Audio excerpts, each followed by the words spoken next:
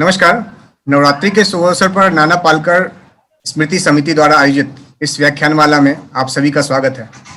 स्वर्गीय नारायण हरि नाना पालकर जी राष्ट्रीय स्वयंसेवक संघ के प्रारंभिक काल से संघ प्रचारक थे। पश्चिम महाराष्ट्र प्रांत में सभी जिलों में प्रवास करके उन्होंने युवकों में राष्ट्र भावना जागरण पैदा किया। बचपन से वो एक मेधावी छात्र थे। वे एक प्रभावशाली कवि और जाने माने लेखक थे।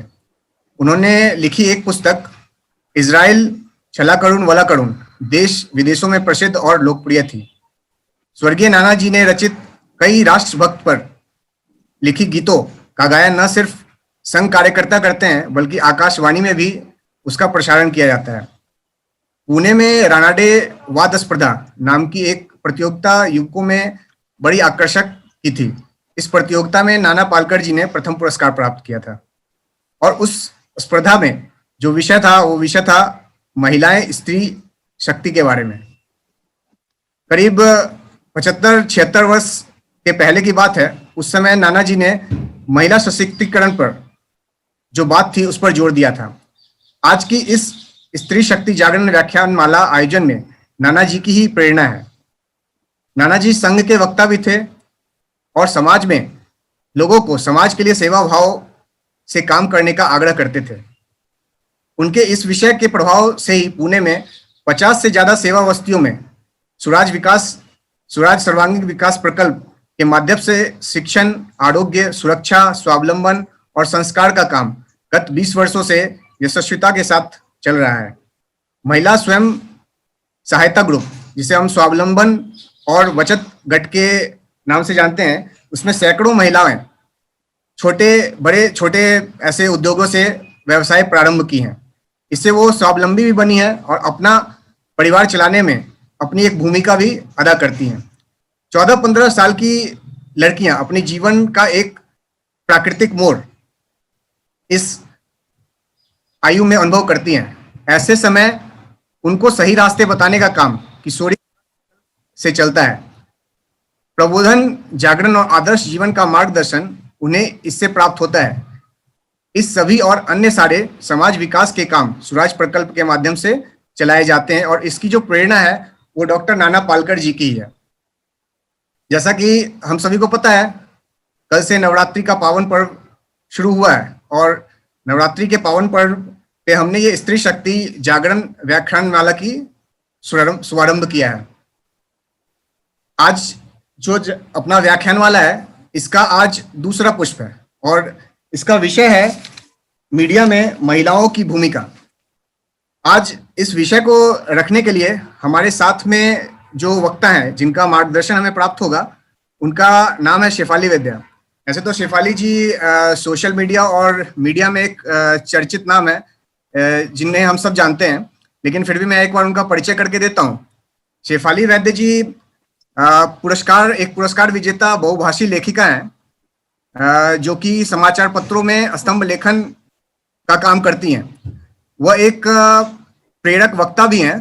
शेफाली जी कला, शिल्प, हैंडलूम, बुनाई, मंदिर की वास्तुकला के साथ सामाजिक और राजनीतिक विषयों पर भी लिखती और बोलती हैं। शेफाली जी कई प्रबुद्ध मंडल, जिसे हम थिंक टैंक के नाम से जानते हैं, और ट्रस्टों के साथ मिलकर काम कर रही हैं जो भारतीय कला, शिल्प, संस्कृति और विचारों को संरक्षित करने के लिए काम कर रहे हैं। शेफाली जी ने इंडिक अकादमी के लिए भारतीय कपड़ा एवं मजदूर मंदिर वास्तुकला पर सफलतापूर्वक सम्मेलन भी आयोजित किए हैं। वे बिहार, असम, कर्नाटक, उड़ीसा में रहने वाले हथकरघा बुनकरों के लिए सोशल मीडिया पर एक सफल अभियान चलाए और उसे एक परियोजना का रूप दिया, जिसके फलस्वरूप बुनकरों को एक आय की नई, जिसे कहते हैं, नई दिशा प्राप्त हुई। शेफाली जी ने अपना जो शिक्षण है वो पुणे विश्वविद्यालय से किया है। वहां से उन्होंने मास कम्युनिकेशन में मास्टर्स की डिग्री की है। इसके अलावा वो स्पेनिश भाषा में एडवांस पोस्ट ग्रेजुएट डिप्लोमा भी हैं। वे इंडोलॉजी में पोस्ट ग्रेजुएट डिप्लोमा कर रखी हैं। शेफाली जी ने एक अनंता लीडरशिप फेलो भी हैं। वर्तमान में शेफाली जी अंग्रेजी, मराठी और कोंकणी भाषा में अपनी पुस्तकों पर काम कर रही हैं। वो पुणे में अपने परिवार के साथ रहती हैं। अब मैं शेफाली जी से अनुरोध करूंगा कि आज के विषय को रखें। धन्यवाद। बहुत बहुत धन्यवाद, आपने मुझे ये अवसर दिया। इस व्याख्यान माला का पहला नहीं, शायद दूसरा पुष्प है, वो पुष्प गुंथने का, इसलिए मैं आपकी बहुत बहुत आभारी हूँ। और मुझे खासकर अच्छा लग रहा है कि नाना पालकर जी के नाम से शुरू हुई जो व्याख्यान माला है उसमें भाग लेने का अवसर मुझे मिला है, क्योंकि जिस बुक का जिक्र आपने किया, इजराइल छड़ाकडून बड़ा कड़े, ये किताब मैंने कुछ आई थिंक 7वीं या 8वीं में पढ़ी थी। और तब भी मुझे लगा था कि हाँ, कि बहुत अच्छी किताब है, और इजराइल के बारे में उन्होंने जो लिखा है वो पहले मुझे मालूम नहीं था, तो बहुत अच्छा लगा था मुझे। तो मुझे आज एक्चुअली बहुत साल पहले ये किताब पढ़ी थी, लेकिन आज आपने बताया तो मुझे सडनली याद आ गया कि हाँ, ये यही नाना पालकर है। तो अच्छा लगा, थोड़ा कनेक्शन बैठ गया। आज आपने जो मुझे विषय दिया है कि महिलाओं का मीडिया में योगदान, ये बहुत इंटरेस्टिंग है, क्योंकि अगर आप, मैं ज्यादातर सोशल मीडिया पे रहती हूँ, not so much on traditional media, हालांकि मैंने ट्रेडिशनल मीडिया में काम भी किया है। लेकिन इस विषय को हाथ डालने से पहले मैं थोड़ी सी अपनी कहानी लोगों से शेयर करना चाहती हूँ, क्योंकि मैं जहां भी जाती हूँ वहां मुझे खासकर महिलाएं या लड़कियां मुझे पूछती हैं कि आप सोशल मीडिया पे इतना बिंदास कैसे बोल लेती हो। बेसिकली मीडिया ये क्षेत्र ही ऐसा है जहां पे आपको अगर आना है तो आपको बस ये डट के सोच के आना है कि मुझे सच के लिए खड़ा होना है, मुझे राष्ट्रवाद के लिए खड़ा होना है, मुझे जो सही लगता है, जो मेरी सत्सद विवेक बुद्धि या कॉन्शियंस मुझे अलाउ करता है, मुझे वही लिखने के लिए मुझे इस क्षेत्र में आना है। ये मेरे लिए तो ये बहुत बचपन से पक्का था कि मुझे मीडिया रिलेटेड या शब्दों से रिलेटेड कुछ काम करना था। तो मैंने जब पुणे यूनिवर्सिटी से मास कम्युनिकेशंस की पोस्ट ग्रेजुएट डिग्री हासिल की, उसके बाद मैंने कुछ दिन एक टीवी चैनल में काम किया, कुछ दिन एक प्रोग्रामिंग हाउस के लिए काम किया, कुछ दिन फिर एक न्यूज एजेंसी के लिए काम किया, फिर तभी new.com बूम आई थी तो उनके लिए एज एडिटर काम किया। तो ऐसे हर मीडिया में मैं काम करती गई, और हर उस अनुभव से मैं कुछ सीखती गई। लेकिन मेरा पहला प्यार जो था वो हमेशा कंटेंट से या शब्दों से रहा, इसलिए टीवी एज अ मीडियम मुझे आकर्षित नहीं कर पाया और मैं लिखने लग गई। लेकिन आजकल अगर आप मीडिया के क्षेत्र में जाना चाहती हैं, और मैं मीडिया जैसे पारंपरिक मीडिया और ट्रेडिशनल मीडिया, ये दोनों चीजें इकट्ठा कर रही हूँ, क्योंकि आजकल ये जो डिस्टिंक्शन है, ये जो डिवाइड है कि हाँ, कुछ लोग सिर्फ सोशल मीडिया पे हैं, कुछ लोग सिर्फ ट्रेडिशनल मीडिया पे हैं, वो मिट चुका है। आज बहुत सारे ऐसे पत्रकार हैं जिन्होंने कभी बड़े बड़े एनडीटीवी, जैसे, मैं नाम नहीं लेना चाहती किसी का क्योंकि वो उतने इंपॉर्टेंट है नहीं, लेकिन मैं एग्जांपल देना चाहती हूँ कि जिन्होंने बड़े बड़े चैनल्स के साथ काम किया था, लेकिन अब उनकी जॉब छूट गई, तो वो यूट्यूब पे छोटा चैनल बना के वहां पे अपना न्यूज बेचने का काम कर रही हैं। और ये जो सोशल मीडिया और मीडिया का जो डिवीजन है, वो डिवीजन अब मिट चुका है, और अब हालत ये है कि बहुत सारे पारंपरिक मीडिया जो हैं वो सोशल मीडिया को फॉलो करते हैं, और उनके जो विषय होते हैं बात करने के, वो ज्यादातर सोशल मीडिया से ही चुने हुए होते हैं। आप अगर फॉलो करें मीडिया और सोशल मीडिया को, तो आपको पता चलेगा कि सुबह ट्विटर पे जिस बात पे सबसे ज्यादा बहस होती है, सबसे ज्यादा रीट्वीट्स होते हैं या सबसे ज्यादा ट्रेंड चलता है, उसी विषय पे शाम को 9 बजे लगभग सारे न्यूज चैनल बात करते हैं। मैं एग्जांपल देना चाहूंगी, अभी रिसेंटली तानिष्क ज्वेलरी ने जो एड दिया था, उस एड पे बहुत बड़ा बवाल मचा, लेकिन वो एड उससे पहले 2-3 दिन आई थी, लेकिन उस पे मीडिया में कुछ चर्चा नहीं हुई थी। लेकिन एक दिन सुबह वो जो एड थी वो सोशल मीडिया पे वायरल हो गई, और उसके बाद उस दिन से शाम को सारे मेन स्ट्रीम मीडिया चैनल्स ने ये विषय चर्चा के लिए लिया था। यही हालत जो पालघर में बहुत दुर्दैवी एक घटना हुई रिसेंटली, जब 2 हिंदू साधु वो महाराष्ट्र से गुजरात जा रहे थे, उनकी गाड़ी वहां रोक के उनको मॉब लिंचिंग का वो शिकार हो गए। उनकी कोई गलती नहीं थी, इनोसेंट 70 साल के साधु पे पुलिस की उपस्थिति में मॉब ने हमला किया और उसमें उनकी जान चली गई। तो ये जो मर्डर था, ये मर्डर 3 दिन तक किसी को उसका पता भी नहीं था।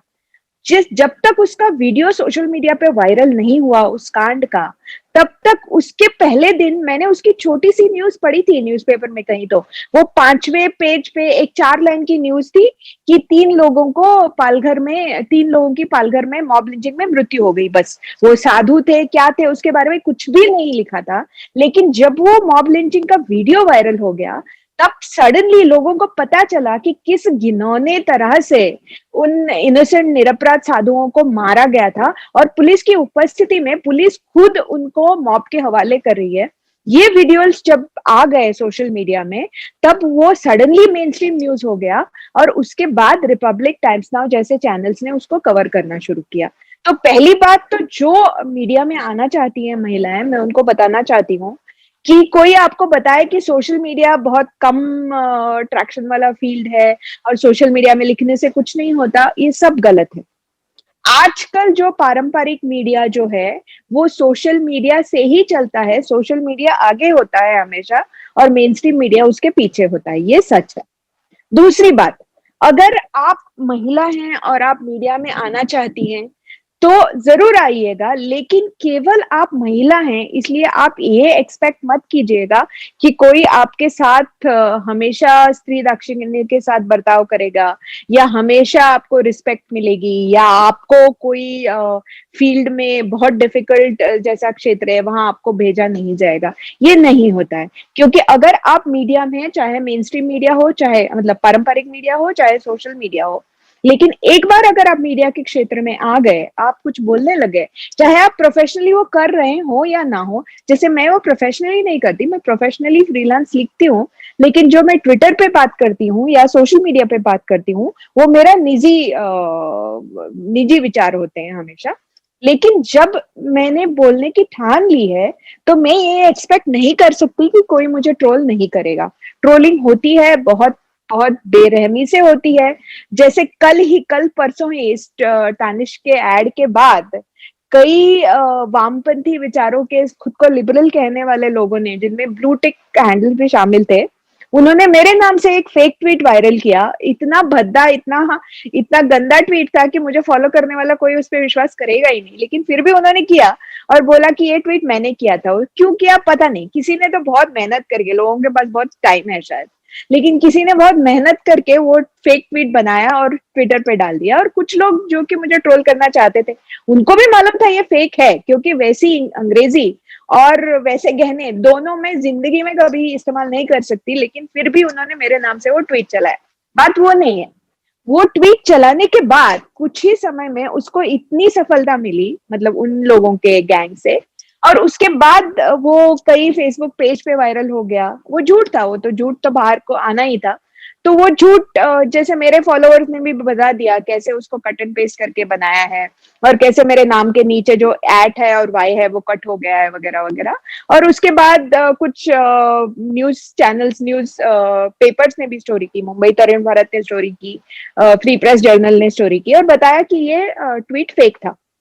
लेकिन उसके बाद भी जिन ब्लू टिक हैंडल्स ने वो झूठा ट्वीट मेरे नाम से वायरल किया था, उनमें से बहुत लोगों ने डिलीट किया डर के मारे, वो तो डरपोक ही हैं लोग, लेकिन किसी ने भी इतनी हिम्मत नहीं दिखाई कि मुझे बोलने की कि सॉरी, हमें मालूम था वो फेक ट्वीट था, लेकिन हमने आपको ट्रोल करने के लिए वो ट्वीट वायरल किया और हम आपसे माफी मांगते हैं। उतनी हिम्मत, उतनी मोरल, नैतिक हिम्मत, नैतिक ताकत, मोरल करेज तो उनमें है ही नहीं।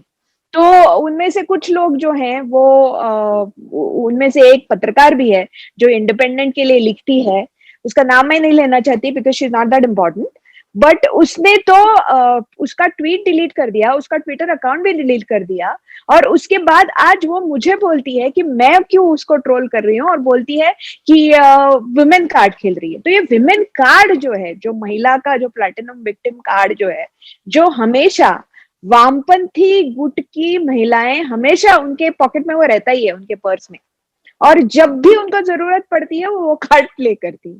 तो जब मुझे ट्रोल किया गया था बहुत बुरी तरह से मेरा फेक ट्वीट यूज के, मैंने एक बार भी ये नहीं बोला था कि मैं महिला हूं इसलिए मुझे टारगेट किया जा रहा है। मुझे टारगेट किया जा रहा है मेरे विचारों की वजह से। मैं महिला हूं इसलिए वो टारगेट करना कभी कभी बहुत अश्लील मायने ले लेता है, वो अलग बात है। But I am not targeted because I am a woman. I am targeted because I stand for nationalism. I am targeted because I stand for Hindutva. I am targeted because I speak the truth. इसलिए मुझे target किया जाता है। लेकिन कभी मैं रोते नहीं बैठी कि हाँ मैं स्त्री हूँ, मेरे ऊपर इतने अटैक्स क्यों हो रहे हैं, अब मैं क्या करूं, हाय। ये तरीका नहीं होता है। अगर हम इस उस देश में रहते हैं जिस देश में एक स्त्री की पूजा होती है देवी स्वरूप में। आप सब लोग जानते हैं कि हम लोग नवरात्रि में हैं अभी।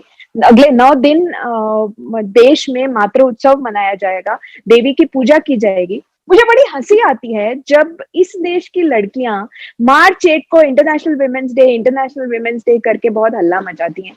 आपको मालूम है उस दिन की पीछे सोच क्या है? रशिया में औरतों को, विमेन को, स्त्रियों को बहुत झगड़ा करने के बाद उनको वोट करने का राइट मिला। तो वो 8 मार्च को वो जो कायदा था वो सम्मत हो गया था वहां पे।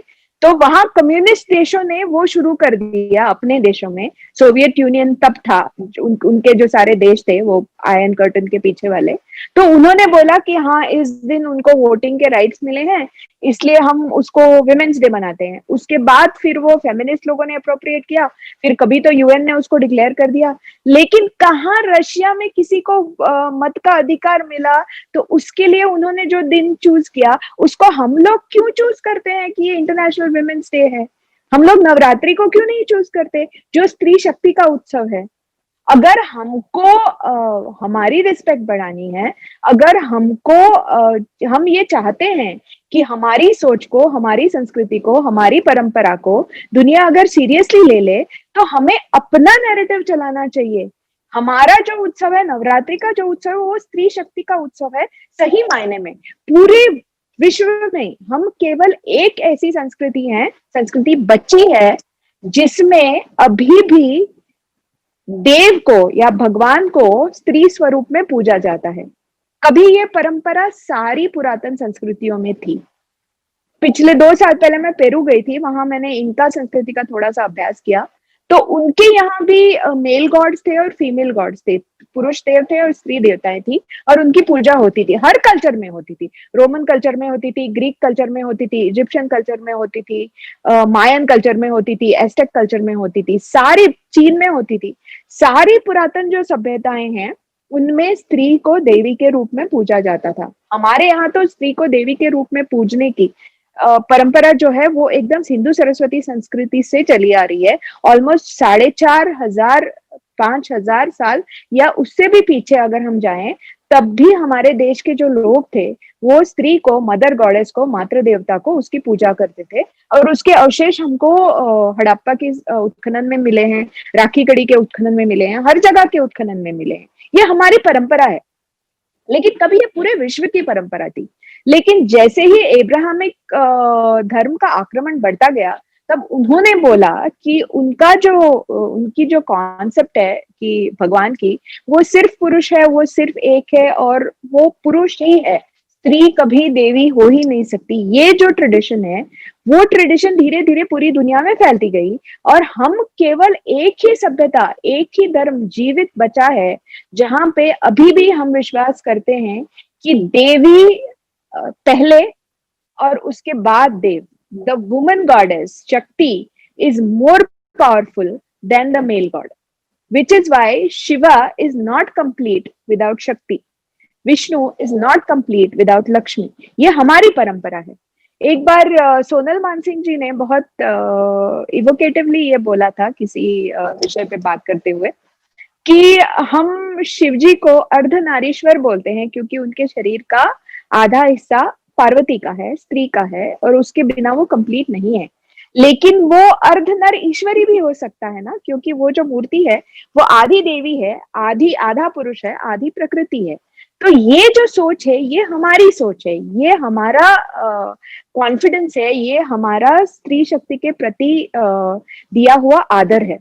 और रही बात मीडिया की, तो मीडिया का जो क्षेत्र है उसका काम होता है कि समाज में जो चल रहा है, समाज में जो कुरीतियां चल रही है, समाज में कुछ हो रहा है, उसका दर्शन पूरी दुनिया को करना। ये बेसिकली मीडिया का काम है। मीडिया मतलब आपके और दुनिया में जो घटनाएं हो रही हैं उसके बीच में खड़ा एक माध्यम, इसीलिए हम उसको माध्यम बोलते हैं ना, वो माध्यम है।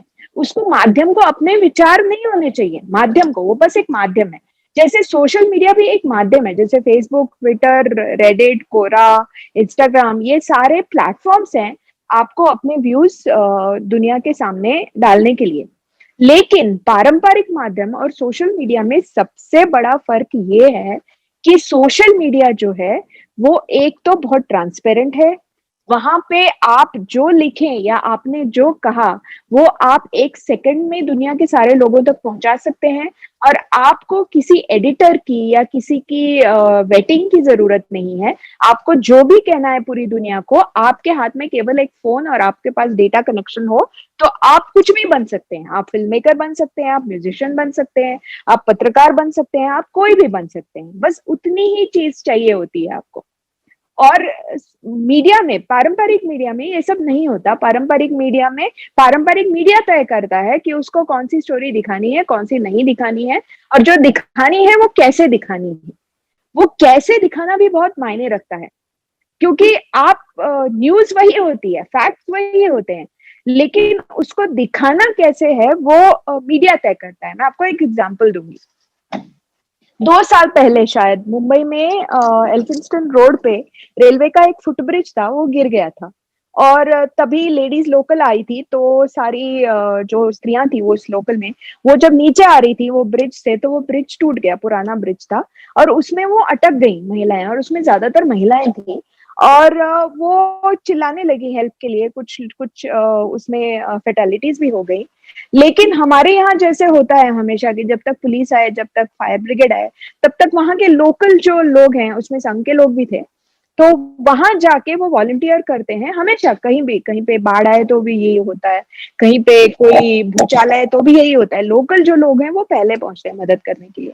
तो वहां आसपास के घरों में से जो लोग थे, आसपास की बस्तियों में से जो लोग थे, वो वहां जाके मदद करने लगे उसमें से। और अब बिकॉज चूंकि हमारे पास, सबके पास मोबाइल है और मोबाइल में कैमरा है, तो हमारे यहाँ एक नई प्रजाति ऐसी उपजी है जो मदद तो नहीं करती, लेकिन दूर पीछे रह के वीडियोस निकालती है हर चीज के। तो कोई मर रहा है तो वो भी वीडियो निकालेंगे, कोई जान दे रहा है तो भी वीडियो निकालेंगे, पहले वीडियो निकालेंगे उसके बाद मदद करेंगे। ऐसे लोग हर जगह पे होते हैं आजकल, दुर्दैव से। तो ऐसे ही कुछ लोगों ने उसके वीडियोस निकाले, और वो वीडियोस का एक्सेस कुछ जर्नलिस्ट के पास भी पहुंच गया।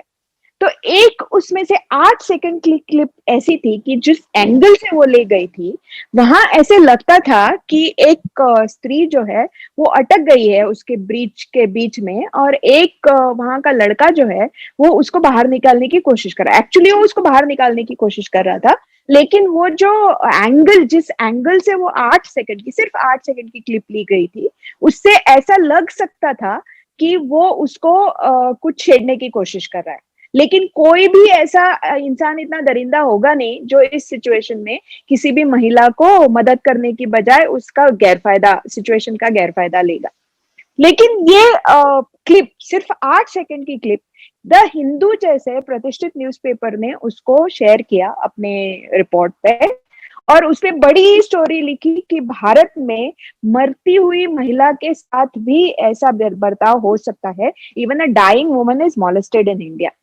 और बाकी क्या है, फिर जब हिंदू ने ये स्टोरी की, सिर्फ 8 सेकंड का क्लिप था, ओके। और उसके बाद क्या है, फिर सारे इंटरनेशनल पब्लिकेशन, चाहे बीबीसी हो, चाहे इंडिपेंडेंट हो, चाहे गार्डियन हो, सबने शुरू कर दिया कि भारत लिंचिस्तान है, भारत रेप कैपिटल है, भारत में स्त्रियों के प्रति क्राइम्स ये है वो है। वो जो उनका नैरेटिव होता है कि भारत सेफ नहीं है स्त्रियों के लिए, वो शुरू हो गया। और जब ये स्टोरी सोशल मीडिया पे आ गई हिंदू की, तब विद इन आधे घंटे में लोगों ने उसी घटना के, उसी इंसान के कुछ अलग अलग एंगल से ले हुए वीडियोस जो लंबी ड्यूरेशन के थे वो भेज दिए। अब बोला कि अब देखो वो उसको एक्चुअली मदद कर रहा है, उसको सेव करने की कोशिश कर रहा है, और आपने क्या किया। तो उसके बाद फिर शाम को हिंदू ने वो स्टोरी वापस ले ली और माफी मांगी, और दूसरे दिन न्यूज़पेपर में भी छापी 4 लाइन की कहीं तो अपॉलजी, कि हम लोग ये वीडियो सही नहीं था इसलिए हम माफी मांगते हैं। लेकिन उन्होंने, वेदिता चौबे, वो भी एक स्त्री थी जिसने ये स्टोरी की थी, झूठ स्टोरी, लेकिन उसको सैक द हिंदू ने नहीं किया।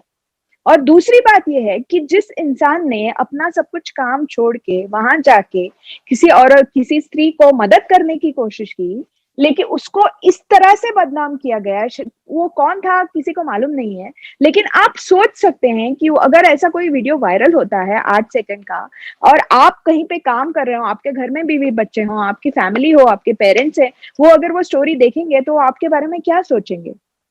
ये जो व्यक्ति था वो बहुत सामान्य परिस्थिति से था, इसलिए शायद उसने कुछ लीगल एक्शन नहीं लिया। लेकिन इस तरह की बदनामी किसी को जिंदगी से उठा भी सकती है, लेकिन मेन स्ट्रीम मीडिया में ये कुछ सोचा नहीं, उनको बस अपना एजेंडा चलाना था। तो ये भी हो सकता है, ऐसा नहीं है कि सारी स्त्रियां जो मीडिया में है वो दूध की धुली हुई हैं, वो हमेशा ही सच बोलती हैं या हमेशा ही सच की साइड पे रहती हैं, वो ऐसा नहीं है। कुछ बहुत जाने माने जर्नलिस्ट ऐसे हैं इंडिया में जो मेजर न्यूज चैनल्स के लिए काम करती हैं, जो स्त्रियां हैं, लेकिन उनके करियर में उन्होंने सिर्फ झूठ और हेट और देश के प्रति नफरत फैलाने के सिवाय कुछ भी नहीं किया। ऐसे मैं सैकड़ों नाम दे सकती हूँ, लेकिन नाम देने का कोई पॉइंट नहीं है, आपको भी मालूम है वो लोग कौन है। एक महिला है जिन्होंने होली के टाइम एक झूठ स्टोरी वायरल की थी कि होली में दिल्ली ने 2 लड़कियों के ऊपर पानी के गुब्बारे भेज दिए और उस गुब्बारे में वीर्य मतलब सीमेंट था। अभी गुब्बारे में मतलब ये लॉजिक भी नहीं है, ये कोई भी बोल सकता है कि ये झूठ है। उसके बाद वो लेबोरेटरी में से सैंपल का रिजल्ट आया, उसमें पता चला कि उसमें ऐसा कुछ था ही नहीं, वो झूठ था, वो बाहर निकल आया। लेकिन क्या उस पत्रकार ने माफी मांगी? नहीं मांगी, क्योंकि वो उनका नैरेटिव बहुत सेट होता है, उनका बहुत क्लियर फंडा होता है। पहले तो वो झूठ न्यूज लिखेंगे, वो झूठ न्यूज वायरल हो जाएगी, वो न्यूज झूठ है इसलिए लोगों को गुस्सा आ जाएगा और लोग गुस्से में कुछ गाली गलौज कर देंगे, उनके ट्विटर पे कुछ अनाप शनाप बक देंगे। फिर उसके बाद वो जो गालियां हैं उसका वो स्क्रीनशॉट ले लेंगी और वो स्क्रीनशॉट वायरल करेंगी और बोलेंगी देखो मुझे धमकियां आ रही हैं, देखो मुझे ट्रोल किया जा रहा है, देखो मैं गरीब महिला हूं इसलिए मेरे ऊपर इतने सारे आरोप आ रहे हैं। तो वो जो वुमन विक्टिम कार्ड है वो खेलने के लिए वो हमेशा तैयार रहती है, जैसे मेरे केस में उस इंडिपेंडेंट का काम करने वाली छोटी मोटी पत्रकार ने किया। ये हमेशा से ही होता है, और ये सिर्फ पत्रकारिता क्षेत्र में नहीं होता है, ये हर किसी क्षेत्र में होता है, ये जो वुमन विक्टिम कार्ड पे करना। लेकिन अगर आप सच में ऐसा विश्वास रखती हैं कि नारी ही शक्ति है और आप में बहुत पावर है, तो आपको ये सब करने की जरूरत नहीं चाहिए। मेरे ऊपर दिन में हजारों अटैक होते हैं, कुछ फेक आईडीज बनाए जाते हैं जिनका सिर्फ काम है मेरे टाइमलाइन पे आना, स्नेक के जिफ्स डालना और बोलना हाँ तुम नागिन हो, हाँ तुम ये हो, हाँ तुम वो हो। वो दिन में 50 लोग आके बोल देते हैं। क्या मैं रोती हूँ? क्या मैं बोलती हूँ कि हाँ मैं महिला हूँ इसलिए मुझ पर अटैक किया जा रहा है? क्या मैं हमेशा अपना विक्टिम कार्ड खेलती हूँ? नहीं खेलती, क्योंकि मुझे उसकी जरूरत नहीं है। मैं सच में सबल स्त्री हूँ और मैं हूं, मुझे किसी ने सबल बनाया नहीं है। ये जो महिला एम्पावरमेंट या स्त्री सबलीकरण का जो कॉन्सेप्ट है, उस कॉन्सेप्ट से ही मुझे प्रॉब्लम है। ये कॉन्सेप्ट ये बताता है आपको कि आपको कोई और आके एम्पावर्ड बनाएगा, आपको कोई और आके सबल बनाएगा, आपको कोई और आके सशक्त बनाएगा। वो सही नहीं है, क्योंकि वो शक्ति है ही नहीं। अगर आपको किसी ने आके आपको बताना पड़ेगा कि आपको सबल होना है, तो कैसा सबलीकरण है ये? राहुल गांधी आए दिन विमेन्स एम्पावरमेंट के बारे में बात करते हैं। उन्होंने एक अर्नब गोस्वामी को एक इंटरव्यू दिया था पिछले इलेक्शन से पहले, उसके बाद उन्होंने अर्नब को कभी इंटरव्यू नहीं दिया और कभी देंगे भी नहीं, क्योंकि वहां उन्होंने कुछ भी, कोई सवाल कुछ भी हो उसके जवाब में वुमेन्स एम्पावरमेंट वो बोल देते। मतलब इकोनॉमी के ऊपर कुछ सवाल हो, जवाब वुमेन्स एम्पावरमेंट। लोगों को पीने का पानी क्यों नहीं मिल रहा है, वुमेन्स एम्पावरमेंट। कुछ भी संस्कृति के बारे में कोई सवाल हो तो उत्तर वुमेन्स एम्पावरमेंट। और वुमेन्स एम्पावरमेंट मतलब क्या? कितने दिनों तक आप हमेशा जब आपको कन्वीनियंट हो तो वुमेन कार्ड खेलती रहेंगी और जब आपको कन्वीनियंट नहीं हो तो अपने आप को फेमिनिस्ट बोलती रहेंगी। ये क्या बोलते हैं उसका, हिपोक्रेसी, दोगलापन है, ये वामपंथी लोगों में भरा पड़ा है। और उनमें उनकी जो तरफदारी करने वाली महिला पत्रकार हैं वो सबसे आगे हैं झूठ फैलाने में, ट्रोलिंग करने में। और उसके बाद फिर लोग जब गुस्सा होते हैं तब अपना विक्टिम कार्ड खेलने में कि मैं महिला हूँ, वो हूँ, मुझे इतना ट्रोल किया जा रहा है।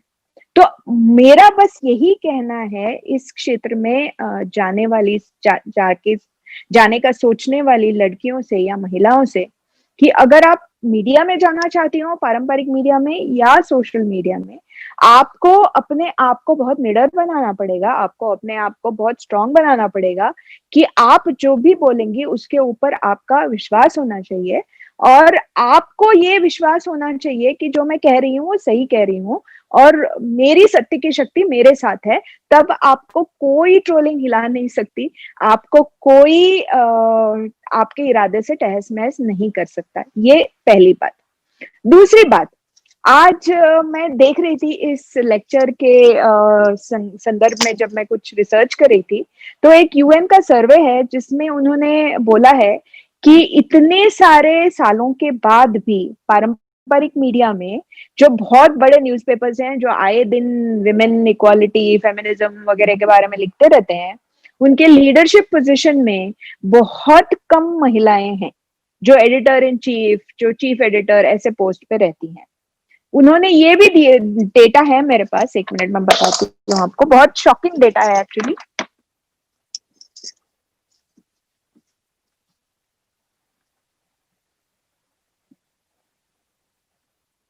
हाँ, वो लिखते हैं कि इंग्लिश न्यूज़पेपर में केवल 27% फ्रंट पेज के आर्टिकल्स जो होते हैं, जो टॉप आर्टिकल्स होते हैं, वो महिलाएं लिखती हैं और हिंदी में ये आंकड़ा जो है वो केवल 5% का होता है और स्पोर्ट्स स्टोरीज में केवल 6% की स्पोर्ट्स स्टोरीज हैं वो स्त्रियां लिखती हैं, वो स्त्रियां कवर करती हैं।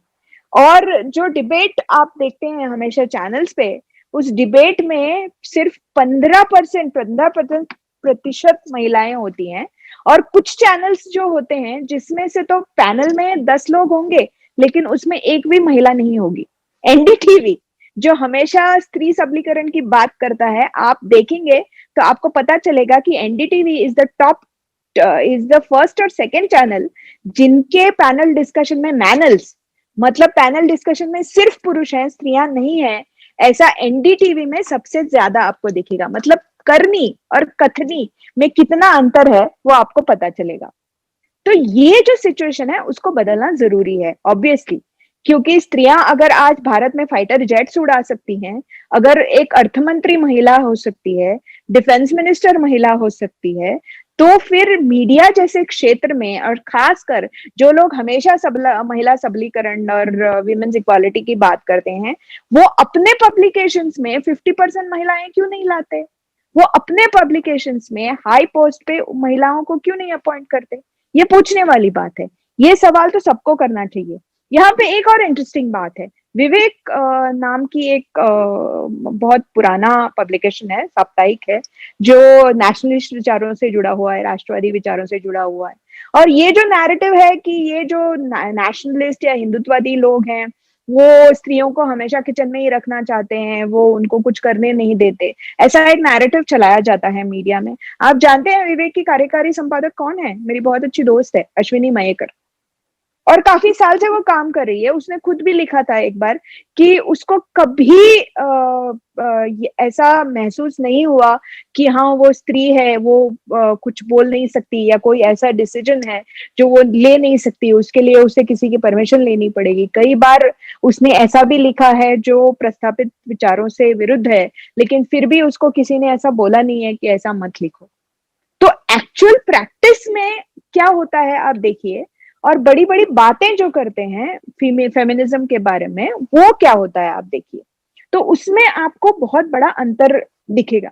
और ये जो बोलते हैं ना कि हमेशा ऐसे झूठ मूठ बहलाए जाते हैं कि संघ बोलता है स्त्रियों को सिर्फ किचन में रहना है, उनको सिर्फ बच्चे पालना है, उनको काम नहीं करना है। लेकिन अगर आप संघ परिवार में देखेंगे, और अगर आप, मैं अंजलि देशपांडे जी से बात करी थी, वो भाजपा की कार्यकर्ता थी, पूर्ण काल की कार्यकर्ता थी बहुत साल पहले। वो अकेली शायद 20-22 साल की थी, वो आसाम गई थी और आसाम में वो पब्लिक ट्रांसपोर्ट से घूम के, तब ये 30 साल पहले की बात है, तो वहां छोटे छोटे गांव कस्बों में जाके अकेले जाके वो काम कर रही थी। ना उनको किसी फैमिली, उनकी फैमिली ने रोका, ना उनको किसी ऑर्गेनाइजेशन ने रोका, ना उनको किसी ने रोका। अगर आपको ठान लेना है कि आपको करियर बनाना है, अगर आपको आपके विचार रखना है, ये आपकी प्रायोरिटी है, तो ऐसा कुछ भी नहीं है कि ये विचारधारा आपको आगे नहीं आने देगी, नहीं देगी, या आपका सबलीकरण आपको चाहिए तो आपको वेस्टर्न स्कर्ट्स पहन के, सिगरेट स्मोक करके, दारू का ग्लास हाथ में लेके किसी लेफ्ट वाले पब्लिकेशन को ही ज्वाइन करना है, ये तो सरासर झूठ बात है। तो ये मैं खासकर कहना चाहूंगी। और सबसे बड़ा मुद्दा जो मैं बोलूंगी वो ये है कि आपको अगर मीडिया में आना है और स्त्री को अगर मीडिया में अपना करियर करना है, तो पहली बात तो ये है कि विमेन कार्ड आपके पास है, विक्टिम कार्ड, उसको फाड़ के फेंक दीजिए। और आपकी स्टोरीज और आपका काम इसलिए मायने रखना चाहिए क्योंकि आप अच्छी पत्रकार हैं, इसलिए नहीं कि आप अच्छी महिला हैं या आप केवल एक स्त्री हैं। बस। Thank you.